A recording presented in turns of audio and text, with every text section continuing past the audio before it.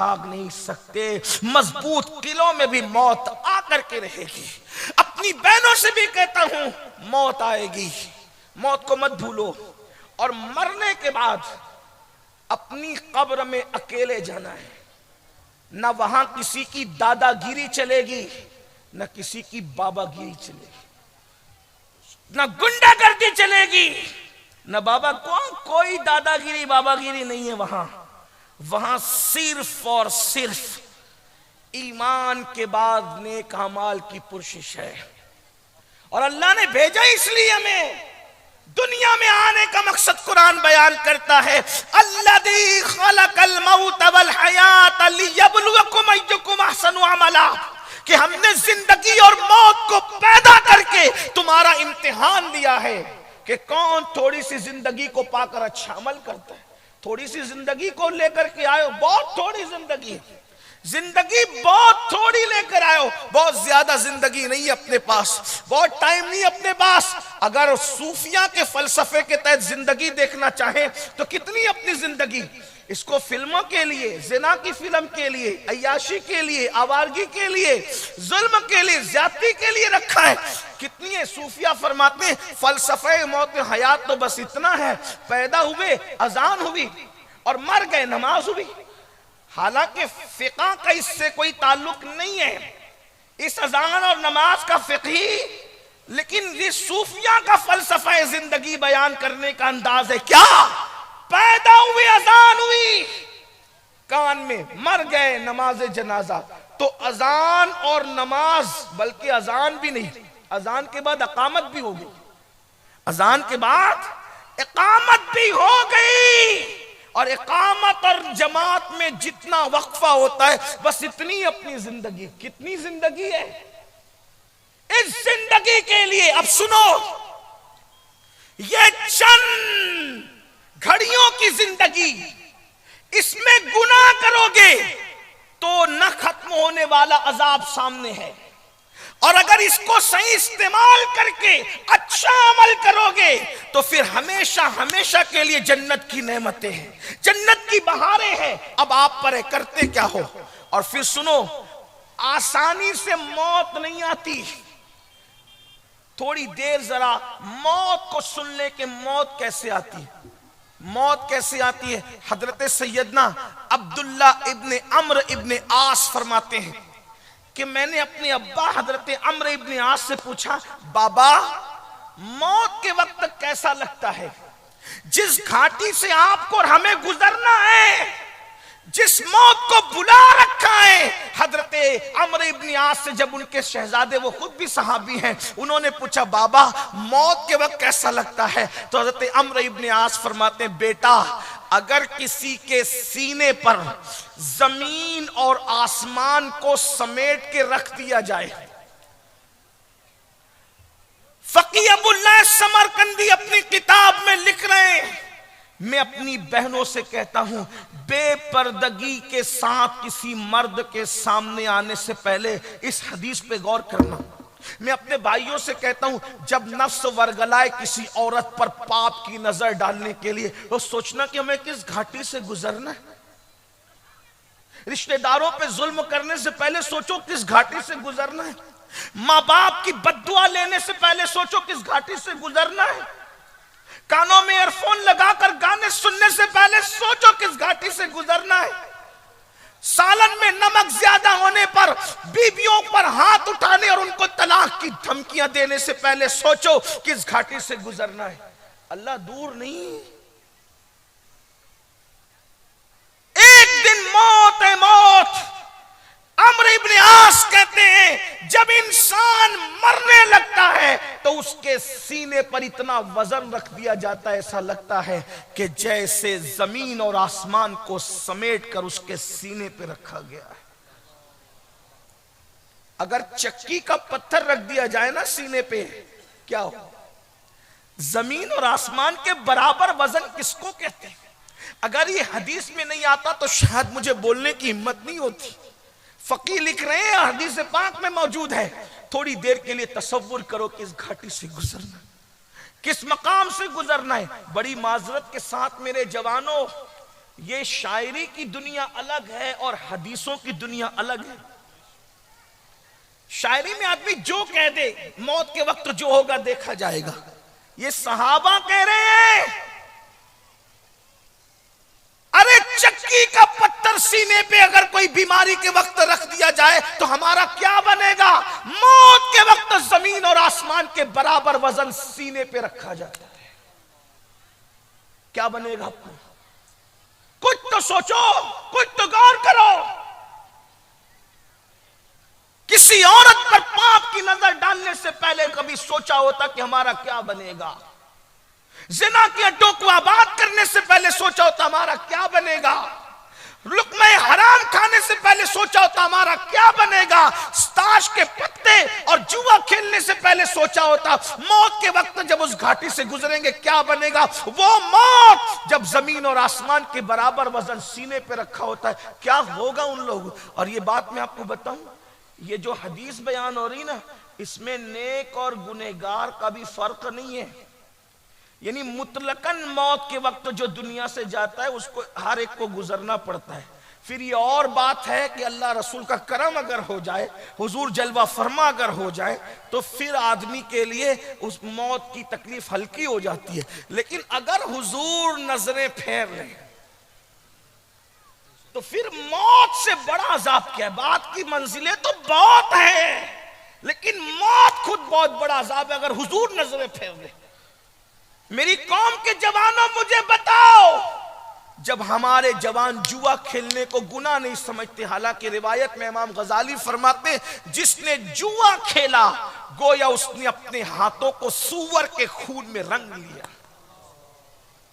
ये उलमाए किराम मौजूद हैं, मशाइख मौजूद हैं, आप जो है इनसे मुसाफा करते हैं, हाथ चूमते, कितना शरफ आप पाते हैं कि चलो बुजुर्गों से मुसाफा करें, उलमा से मुसाफा करें। आपको पूछता हूं, अगर हाथ में कीचड़ भरा हुआ हो, हाथ में कीचड़ लगा हुआ हो, तो आप आलिम से मुसाफा नहीं कर सकते, पीर से मुसाफा नहीं कर सकते। जब क़यामत के दिन जुआ खेलने की वजह से तुम्हारे हाथ सूअर के, खिंजीर के खून में रंगे होंगे, तो क्या रसूलुल्लाह से मुसाफा कर सकोगे? हुजूर अलैहिस्सलाम के हाथों में हाथ देने की हिम्मत हो सकेगी? अल्लाह अकबर। तो हजरत सैयदना अम्र इब्ने आस रज़ी अल्लाह ताला अन्हु इरशाद फरमाते हैं कि जमीन और आसमान इंसान के सीने पे समेट के रख दिए जाएं तो जितनी तकलीफ होती है उतनी तकलीफ इंसान उससे ज्यादा महसूस करता है कि मौत के वक्त उसके सीने पर इतना वजन दे दिया गया है। उसी पर बस नहीं, हजरत सैयदना अम्र इब्ने आस मजीद इरशाद फरमाते हैं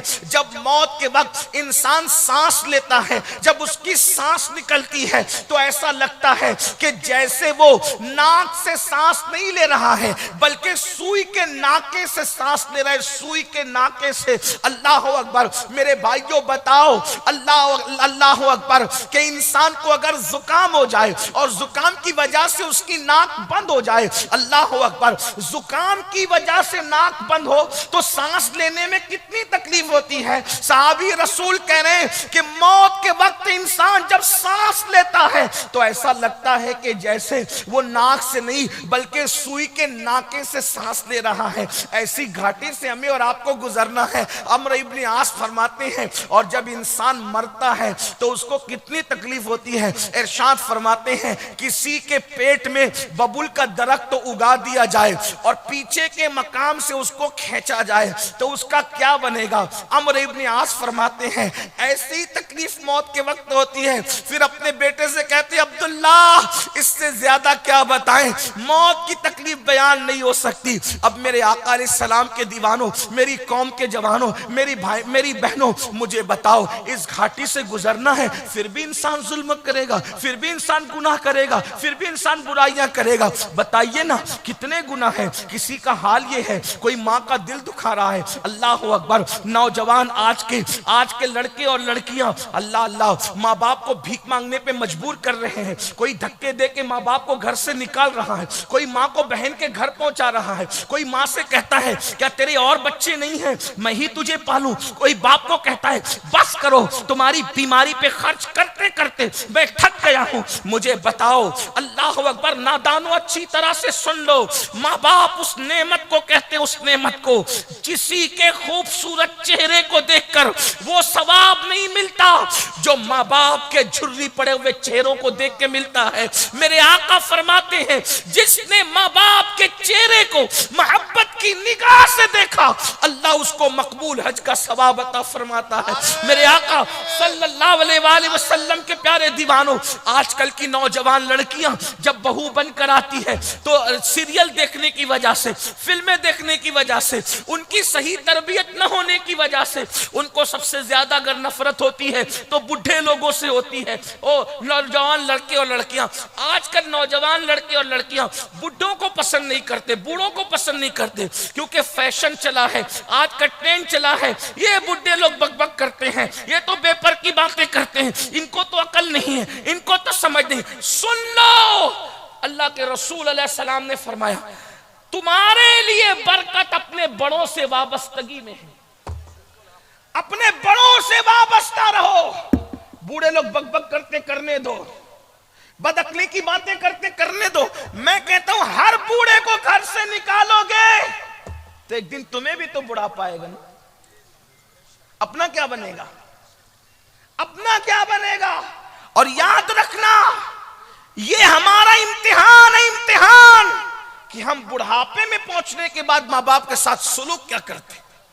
और ये भी याद रखो, इस्लाही माशरा के जलसे में आने वालों, इस्लाही माशरा की गुफ्तगू सुनने वालों, जिसके दामन में माँ बाप की दुआ नहीं है वो इंसान करोड़पति हो जाए, अरबपति हो जाए, खरबपति हो जाए, वो कभी कामयाब नहीं हो सकता। दुनिया का सबसे कामयाब इंसान वो है जिसके दामन में माँ बाप की दुआ है। अगर माँ बाप की दुआ है तो इंसान दुनिया में भी कामयाब है और आखिरत में भी कामयाब है।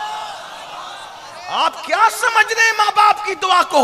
माँ बाप की दुआ चोर और डाकुओं को वली बना देती है और माँ बाप की बद्दुआ वलियों की विलायत को भी छिनवा देती है। इसलिए अपने माँ बाप का दिल न दुखाओ। आजकल की लड़कियां शौहर को कहती तुम्हारे अम्मा अब्बा रहेंगे, हम नहीं रहेंगे।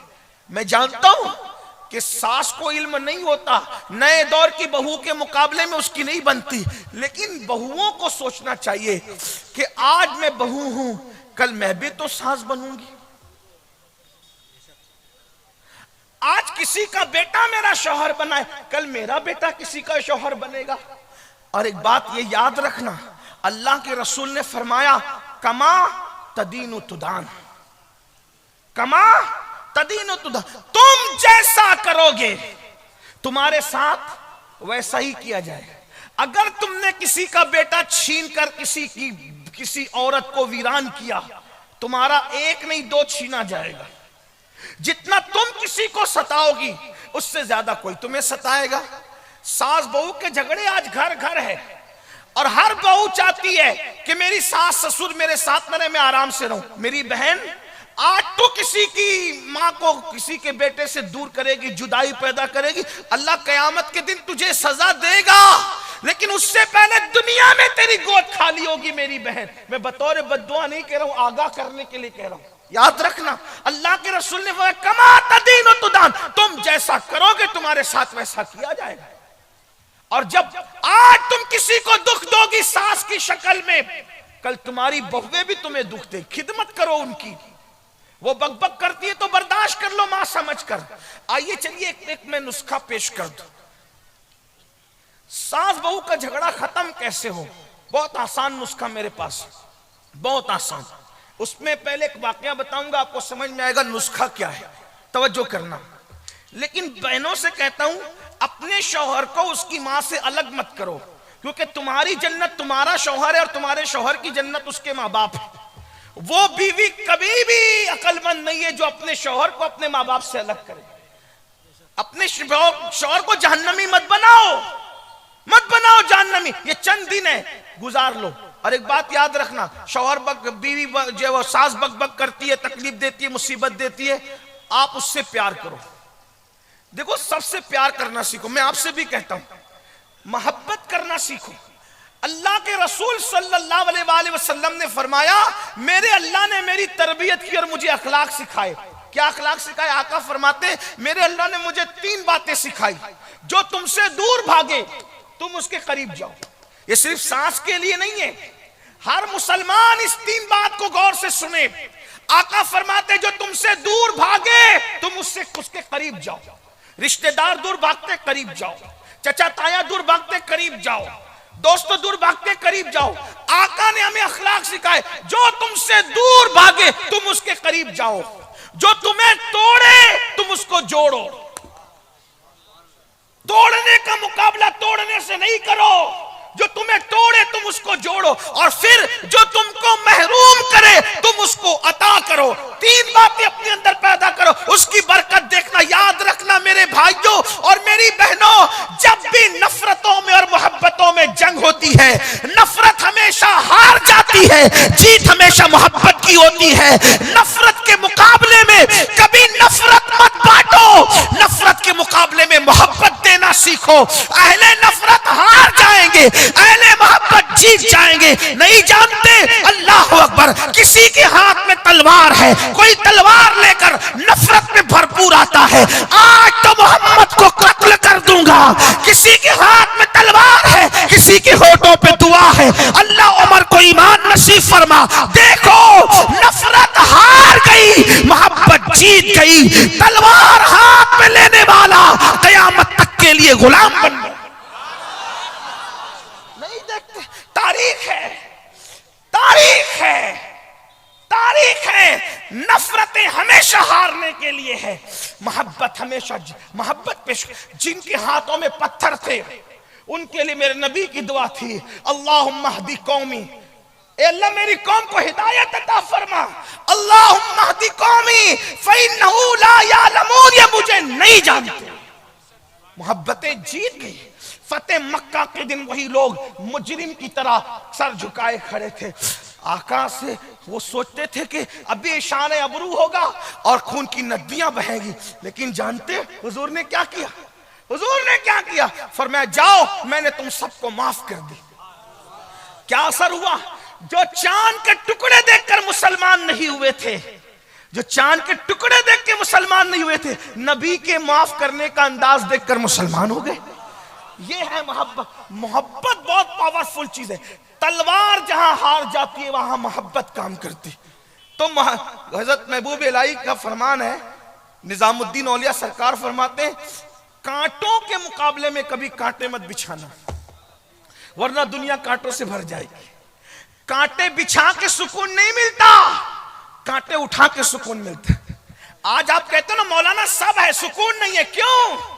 सब है, एसी है सुकून नहीं, पंखे है सुकून नहीं, अच्छा खाना है सुकून नहीं, मुर्ग मुसल्लम मुरग्गन ग़िज़ा सुकून नहीं, अच्छे कपड़े सुकून नहीं, अच्छा मकान है सुकून नहीं, अच्छी दुकान है सुकून नहीं, अच्छा कारोबार है सुकून नहीं, औलाद है सुकून नहीं, बीवी है सुकून नहीं, माँ बाप है सुकून नहीं। कहते हो सब कुछ है सुकून नहीं। नादान, सुकून नरम बिस्तरों से नहीं मिलता। दूसरों को सुकून अता करो, तुम्हें खुद सुकून की दौलत नसीब हो जाए। आज तुम्हारे ज़मीर इसीलिए बेकरार है कि तुमने प्यार देना छोड़ दिया, तुमने मोहब्बत देना छोड़ दिया। अरे मेरे अजीज, कुत्ते को रोटी दो तो इतना सुकून मिलता है, माँ बाप की खिदमत करने पे कितना मिलेगा? सोचो, दरख्तों को पानी देने पे इतना सुकून मिलता है, किसी मुसलमान की खिदमत करने पे कितना सुकून मिलेगा? तो मैं जो नुस्खा पेश करने चला था, मैंने कहा था जल्दी खत्म कर दूंगा, मैं वाकई समेटूंगा, फैलाऊंगा नहीं। सास बहू का झगड़ा कैसे खत्म? बड़ा मसला है। मसला है कश्मीर इतना बड़ा नहीं है जितना घर घर का ये झगड़े हैं, लेकिन बहुत आसान है। हम लोगों के पास तो सब आसान है, आसान है। कहते हैं बहनें, नौजवान बहनें गौर से सुने, मैं उनकी मजबूरियां जानता हूं। अक्कड़ दिमाग और खड़ दिमाग बुढ़ियां यकीन जाने ऐसी बकबक पीछे लगाती है कि जल्दी जवानों से हजम नहीं होता। अगर बूढ़ी अम्मी मौजूद है तो माफ करना, खाना खा के भी कहेंगी कि मुझे खिलाया नहीं। बुढ़ापे में दिमाग ही बच्चों की तरह हो जाता है, तो नौजवान उसको जल्दी जब वो बर्दाश्त नहीं कर पाते। लेकिन याद रखें, इतना सोचना है कि मैंने भी बूढ़ी होना है बस। आपसे भी कहता हूं, आप मैंने भी सोचते हैं जब माँ बाप बक बक करे तो सोचते हैं कि हमने भी बूढ़ा होना है। और याद रखना, बूढ़ों की बड़ी बरकत है। जिस घर में बूढ़े होते हैं उस घर में रहमतें नाजिल होती। बूढ़ों के कदमों में बरकत है। ये बूढ़े लोग बहुत कीमती है। बल्कि अल्लाह फरमाता है जिनकी दाढ़ी इस्लाम में सफेद हो जाए मैं उनकी दुआ को रद्द नहीं करता, उनकी दुआ को रद्द करने में हया करता हूं। जब इंसान बुढ़ा हो जाता है तो अल्लाह फरिश्तों से कहता है इसके गुनाह मत लिखा करो। अल्लाह ताला बुढ़ों से मोहब्बत करता है। बुढ़े लोग बहुत अच्छे हों, लेकिन बहरहाल अब वो हो जाता है मसला। एक लड़की थी, उसकी शादी हुई। एक लड़की थी, उसकी शादी हुई। शादी होकर के जैसे ही वो अपनी ससुराल गई, शौहर तो था बहुत अच्छा, मियाँ बीवी पटती भी अच्छी थी, लेकिन बड़ी भी पीछे लगी रहती थी। ये नहीं किया, वो नहीं किया, वो नहीं किया, वो नहीं किया, वो नहीं किया। तंग आ गई बहू। तंग आई तो अपने अब्बा के पास आई, बाबा ये बुढ़िया बहुत परेशान करती है, बाबा इसका कुछ इलाज बताओ। बाप शरीफ था। शरीफ बाप ने कहा, बेटा वो तेरे शौहर की माँ है, अगर वो बकबक करती है तो तू अपनी माँ समझकर उसको बर्दाश्त कर ले। ये उस दौर की बात है जब लोग माँ की बात भी सुनते थे। अभी लोग माँ की नहीं सुनते तो सास की क्या सुने हैं? आज की बच्चियां तो माँ की भी नहीं सुनती, आज के बच्चे तो माँ बाप की नहीं सुनते। बहरहाल तो वो दौर था, कहा बेटी माँ समझ के बर्दाश्त कर ले, बेटा जाने दे। कहा नहीं मैं वापस घर आऊंगी। बाप ने कहा, बेटा शरीफों की बेटियां शादी का जोड़ा पहन के निकलती है तो शौहर के घर से फिर वो कफन पहन के निकलती है। हमारे यहां शादी के बाद वापसी का कोई तस्वुर नहीं है। और यही मैं आज के माँ बाप से भी कहना चाहता हूं, अपनी बेटियों को शय दे के बिगाड़ो मत कि हम पाल लेंगे, हम पाल लेंगे। अरे तू अपनी बेटी को सोने के गोल्ड के पलंग पे सुला सकता है, लेकिन जो शौहर दे सकता है क्या वो तू दे सकता है? बीवी को सुकून सिर्फ शौहर के साथ मिलता है। लितस्कुनु इलैहा, भाई वो नहीं दे सकता जो शौहर दे सकता है, बाप वो नहीं दे सकता जो शौहर दे सकता है, माँ वो नहीं दे सकती जो शौहर दे सकता है, सहेलियां वो नहीं दे सकती जो शौहर दे सकता है। शौहर के पास जो है वो किसी और को देने के लिए जायज भी नहीं है, वो दे भी नहीं सकता। इसलिए कौम की बेटियों से कहता हूं, अगर अल्लाह ना करे जिंदगी में कोई जालिम शौहर मिल जाए, निभा कर लो, कर लो निभा। क्योंकि हमारे नबी ने फरमाया, जो अपने शौहर के जुल्म पे सब्र करके निबाह करेगी, ऐसी औरत को अल्लाह हजरत आसिया और मरियम का सवाब अता फरमाए। और आपसे भी कहता हूं ना कि अगर जालिम बीवी मिल जाए, हो भी सकता है, अगर मिल जाए आप भी सब्र करें, मोचों पे ताव देकर तलाक का प्लान न करें। तलाक मर्द लोग नहीं देते, ना मर्द देते हैं। अगर मुझे नामर्दों की फेरिस्त बनाने की इजाजत मिल जाती तो मैं उनके नाम पहले नंबर पे रखता जिन्होंने बेकसूर बीबियों को तलाक दे दिया है। वो मर्द नहीं, वो जालिम नामर्द हैं।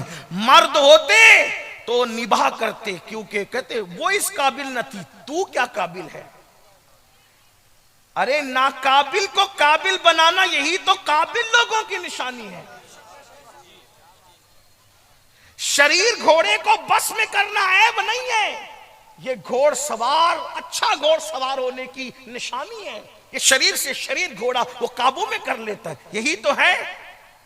इसलिए अगर बीवी तुम्हें जालिम मिल जाए तुम सब्र करो। आका फरमाती अल्लाह सब्र अय्यूब का अजर तुम्हें अता फरमाएगा। तुम भी थोड़ा सब्र से काम। और याद रखना, पहलवान वो नहीं है जो लोगों को पछाड़ दे, पहलवान वो है जो गुस्से को पी जाए। बेहतरीन बहादुर इंसान वो जो गुस्से को पी जाए, गुस्से को पीने वाला। और अपने हाथों का जोर अपनी कमजोर बीबियों पे दिखाने वालों, वो मर्द नहीं होते जो औरतों को मारा करते। अल्लाह के रसूल अलैहि सलाम ने फरमाया, कमीने लोग हैं, कमीने जो औरत की इज्जत नहीं करते। हुजूर की हदीस। मेरे पास इतनी ताकत नहीं होती कि मैं ये बातें करता। फकीह अबुल्लाह समरकंदी ने हदीस के अल्फाज लिखे, जो बीवी को की इज्जत नहीं करना जानते वो कमीने हैं, कमीने। शरीफ इंसान वो है जो बीवी की इज्जत करना जानता है। इसीलिए मेरे आका ने फरमाया, तुम में सबसे बेहतर वो है जो अपनी बीवी के साथ अच्छा सुलूक करता है। हाथ में तस्बीह रखकर मक्कारी करने को अच्छाई नहीं कहते। कंधे पे मुसल्ला डाल के घूमने को अच्छा ही नहीं कहते, सिर्फ दाढ़ियां रखकर कोई अच्छा नहीं होता। फरमाया तुम में सबसे अच्छा वो है जो अपनी बीवी के साथ अच्छा सलूक करता है। जाओ बीवियों के दिल जीतो। तो बहरहाल अर्ज क्या कर रहा था, जल्दी जल्दी सफर पूरा करते चलते।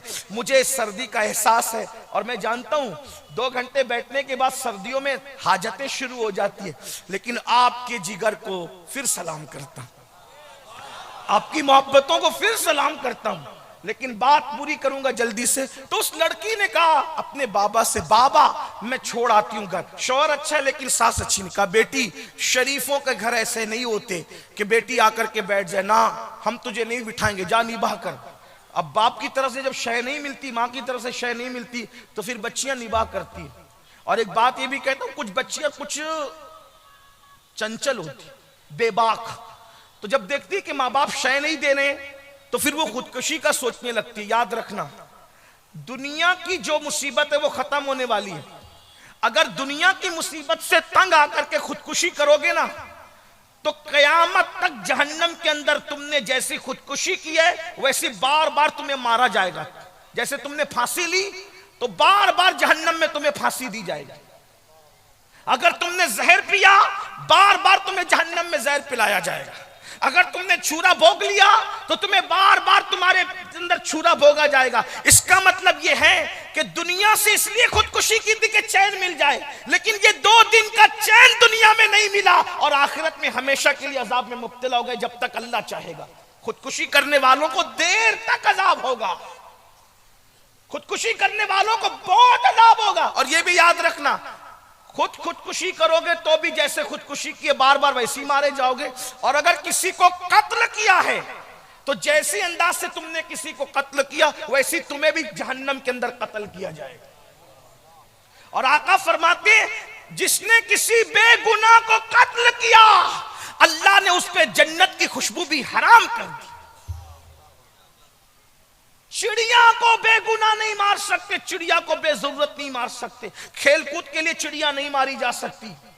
अगर आपको खाना है और जो उलमा ने जो बताए हैं मामलात, उसी अगर कोई खेल कूद के लिए चिड़िया की जिंदगी से खेले, हदीस पाक में आया है अल्लाह के रसूल अलैहिस्सलाम फरमाते हैं किसी ने किसी चिड़िया की जिंदगी से खेल किया होगा तो वो चिड़िया अल्लाह से फरियाद करेगी, मौला फलां ने मेरी जिंदगी के साथ खेला था, आज अदल और इंसाफ का दिन है, मुझे इंसाफ चाहिए। अल्लाह के रसूल फरमाते हैं चिड़िया की फरियाद बिजली की कड़क की तरह सुनाई देगी और अल्लाह फरमाएगा आज इंसाफ का दिन है। अगर किसी ने चिड़िया की जिंदगी से भी खेला है उसके अमाल बर्बाद किए जाएंगे और उसको मुंह के बल घसीटते हुए जहन्नम में दाखिल किया जाएगा। छटाक भर की चिड़िया की जिंदगी से जो खेले उसके अमाल बर्बाद करके उसे जहन्नम में दाखिल किया जाएगा। जो इंसानों की जिंदगी से खेले उसका क्या हाल होगा। ये दुनिया ही सब कुछ नहीं है, तौबा करो बदलो। तो अर्ज ये कर रहा था कि दुनिया की मुसीबतों से तंग आकर कभी खुदकुशी का मत सोचना। ये दुनिया है, चंद दिन में दुनिया गुजर जाएगी, खत्म हो जाएगी। आखिरत का सोचो, आखिरत में बहुत बहुत मजे हैं, बहुत मजे हैं। आखिरत में बहुत करम है, जो चाहोगे वो नेमतें मिलेगी। दुनिया संवार लो, बस दुनिया में सही से जी लो। तो उस लड़की ने सोचा अब्बा तो शय नहीं दे रहे, अब्बा तो मेरी मदद नहीं कर रहे। तो उस लड़की ने क्या किया, उसके अब्बा के गहरे दोस्त थे एक हकीम साहब, और वो वाकई हकीम थे, यानी ऐसी आलू चालू बाजारी आदमी नहीं, वो वाकई हकीम थे। हकीम यानी हकीम किसको कहते हैं समझते हो ना, वो जड़ी बूटी की दवाएं वगैरह बनाते हैं। वो लोग उस दौर में बहुत पढ़े लिखे होते थे, दवाएं बनाना भी जानते थे, हिकमत की बातें करना भी जानते थे। तो बचपने से चच्चा चच्चा कहती थी, अब्बा के गहरे दोस्त थे। सोचा अब्बा मदद नहीं करें, चच्चा के पास चलो। वो हकीम साहब के पास गई, कहने लगी चच्चा जान सास बहुत सताती है, जालिम, गालियां देती है, तकलीफ पहुंचाती है, मुसीबत खड़ी करती है। अब्बा को शिकायत की, अब्बा शिकायत कबूल करने तैयार नहीं। अम्मा को शिकायत की, अम्मा शिकायत कबूल करने तैयार नहीं। अब चच्चा एक काम करो ना, आप दवा बनाना जानते हो ना, तो ऐसी कोई दवा बनाओ मैं बुढ़िया को खिला दूं तो बुढ़िया मर जाए, उसका किस्सा खत्म हो जाए। हकीम साहब वाकई हकीम ने कहा हाँ सही कहा बेटी, बहुत सही बात, लेकिन तेरा रोज उससे झगड़ा होता है, तेरी सास, अगर बुढ़िया अचानक मरेगी तो लोगों को शक होगा ना कि बहू ने मार डाला। अपने एक आइडिया चलते हैं, क्या उसको अचानक नहीं मारते, 3 महीने के अंदर मरेगी बुढ़िया, लेकिन उसको हम लोग थोड़ा सा स्लो पॉइजन यानी थोड़ा थोड़ा जहर रोज देंगे उसको। 3 महीने की मैं पुड़िया बना देता हूं, खाने में जहर देना, लेकिन लड़ना मत वरना फिर शक होगा कि बहू ने मारा। तो करना क्या? 3 महीने तक तुझे सब्र करना है। तो क्या? कहा कि बुढ़िया के पैर दबाना, उसके सर में तेल डालना, कंघी करना, उसके कपड़े धुलना, उसको खाना खिलाना, इतना प्यार की एक्टिंग कर कि ऐसा लगे कि तू उसकी बेटी है। तो होगा क्या? जब वो मर जाएगी जहर से तो तुझे, तेरे ऊपर किसी को शक भी नहीं आएगा कि तूने मारा है। उसने कहा 3 महीने अगर बुढ़िया को झेल लूं तो हमेशा के लिए मेरी राहत ही राहत है। तो चलो 3 महीने पैर दबाने में जाता क्या है, 3 महीने खाना खिलाने में जाता क्या, 3 महीने खिदमत करने में जाता क्या है। पुड़िया लेकर आई चुपके से। अब आई तो बड़ी भी ने कहा कहां गई थी? अम्मा वो तो मैं ऐसे ही वैसे गई, तो अपना अंदाज प्यार का। अब वो गाली दे रही है, चुप है। अम्मी मैं खाना दूं तुम्हें? चल जा यहां से, निकल, बदमाश कहीं की। जो भी हुआ होगा, जैसा भी हुआ होगा, जैसे आप सुनते देखते रहते हैं। इसने कहा नहीं अम्मी आप नाराज भी हो ना, मैं आपको खाना देती हूँ। एक बात याद रखना मेरे अजीज, कुत्ते को भी प्यार दो ना तो कुत्ता भी दुम हिलाने लगता है, बकरी को भी सहलाओ ना तो बकरी और गाय भी गर्दन झुका देती है। प्यार में वो असर है, प्यार में वो तासीर है। पत्थर भी मोम होता है, कुत्ते भी जेर होते हैं, जानवर भी सर झुकाते हैं। आप कभी किसी जानवर के हाथ बदन पे हाथ फेर के देखना प्यार से, न गर्दन झुकाए तो फिर कहना। फितरत है। मोहब्बत की तासीर, मोहब्बत बड़ी पुरअसर है, मोहब्बत में बड़ी तासीर है। जो मुहिम हथियारों से सर नहीं होती वो मोहब्बतों से सर हो जाती है। एक दिन गुजरा, उसने वो पुड़िया खाने में मिला दी, नाश्ते में खाने में मिलाकर बुढ़िया को दिया। पैर दबा रही है, सर दबा रही है, कपड़े पेश कर रही है। बुढ़िया सोच रही है इतने मूड में आज कैसे है, ये बदमाश हमेशा सताती रहती है, मुंह चलाती रहती है, और ये आज बड़ी खिदमत कर रही है। सोचा हो सकता है कोई बात हो। दूसरा दिन फिर वही, तीसरा दिन फिर वही। बहू के दिमाग में चल रहा है 3 महीने खिदमत करो, हमेशा के लिए छुट्टी पाओ। जैसे ही 8-10 दिन गुजरे, अब ये प्यार देने वाली बहू प्यार दे रही, तो बुढ़िया ने सोचा या अल्लाह मेरी बहू मुझे इतना प्यार दे रही, मैं वही कमबख्त दिल में उसका कीना लेके बैठी। तो बुढ़िया ने भी सोचा जब बहू बदल गई तो मुझे भी बदल जाना चाहिए। अब वो दोनों में प्यार हो गया, झगड़ा खत्म हो गया, मोहब्बत खत्म हो गई। 8-10 दिन में ये हुआ तो बहू जो है वो सास को मां की तरह लगने लगी, और बहू सास जो है वो बहू को, बहू के लिए बहू जो है वो सास को बेटी की तरह दिखने लगी।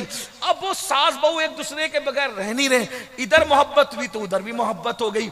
अब बेटी बेटी बेटी कह के पुकारती है, घर का माहौल बदल गया, झगड़ा खत्म हो गया, ये हो गया वो हो गया, ये भी इसके बगैर नहीं, वो भी उसके बगैर नहीं। इसको अचानक ख्याल है अरे बुढ़िया तो 3 महीने बाद मर जाएगी, मेरी इतनी अच्छी सास 3 महीने बाद मर जाएगी। 15 दिन के बाद रोते धोते पहुंची, चच्चा चच्चा वो जो आप हमने 15 पुड़िया तो खिला दी उसको और वो मर जाएगी, तुमने 3 महीने के लिए कहा था। मेरी सास मुझसे बहुत प्यार कर रही चच्चा, जो मुझसे इतना प्यार करे वो मर जाए मुझे गवारा नहीं, चच्चा मेरी सास को बचा लीजिए। मुस्कुराकर बड़े मियां ने कहा बेटी मैं जानता था, मैं जानता था जब तू अपनी सास को प्यार देगी ना बेटा तो वो भी तुझसे प्यार करने पे मजबूर हो जाएगी। तो किसी को पागल कुत्ते ने तो नहीं काटा ना कि मोहब्बत के बदले में नफरत ही करे, लेकिन एक ना एक दिन मोहब्बत अपना असर दिखाती है। बेटा मैंने जहर नहीं दिया था, वो तो ऐसे ही तू, अगर मैं मना करता तो तू कहीं और चली जाती, गलत रास्ते पे चली जाती, किसी बदमाश के पास चली जाती जो वाकई तुझे जहर देता। तो मैंने सोचा कि मना भी ना करूं और ये काम भी कर दूं। तो मैं जानता था जब तू प्यार करेगी तो वो भी प्यार करेगी। मेरी बहनों ये पुड़िया आप भी लेकर जाओ, अपनी सास की खिदमत करो, नंदों की खिदमत करो, जिठानियों की खिदमत करो। आपसे भी कहता हूं लोगों से प्यार करो। मेरे आका अलैहिस्सलाम के दीवानों, ये कादरी फकीर आपकी बस्ती में तुम्हें गारंटी दे के जा रहा है, सबसे प्यार करो, दुनिया कदम में न झुक जाए तो फिर कहना। आखिरी बात अर्ज करूं आपके सामने, बस तवज्जो से सुन ले, आखिरी बात अर्ज करूं आपके सामने, अल्लाह के रसूल ने किस किस को माफ किया, अल्लाह के रसूल ने कैसे कैसे लोगों को माफ किया जानते हैं? आखिरी बात देखो हुजूर ने कैसे माफ किया। माफ करना सीखो। आका अलैहिस्सलाम फरमाते माफ करने से इज्जत नहीं जाती और सदका देने से माल कम नहीं होता।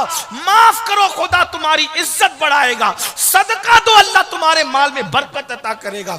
एक सुने तवज्जो से, आखिरी बात, उसको अपने अल्फाज के जामे में पेश कर रहा हूं, तवज्जो से सुनो।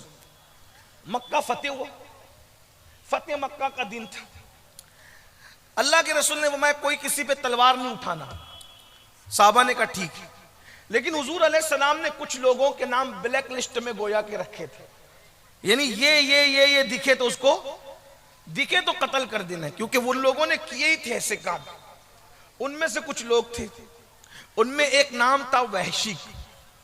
ये वहशी कौन है जानते हैं? वहशी, वहशी, अल्लाह अकबर। ये वहशी वो शख्स है, वो जवान है जिन्होंने रसूलुल्लाह के सगे चचा हजरत अमीर हमजा को कत्ल किया और कत्ल करके सीना चीरा था और एक औरत के हवाले किया था। उस औरत ने वो कच्चा चबाया था कलेजा और थूका था। कान काटे थे, होठ काटे थे, नाक काटे, उंगलियां काटी थी। लेकिन ये बात याद रखें, जिन लोगों ने भी ऐसा किया बाद में वो मुसलमान हुए और हुजूर ने उनको माफ किया।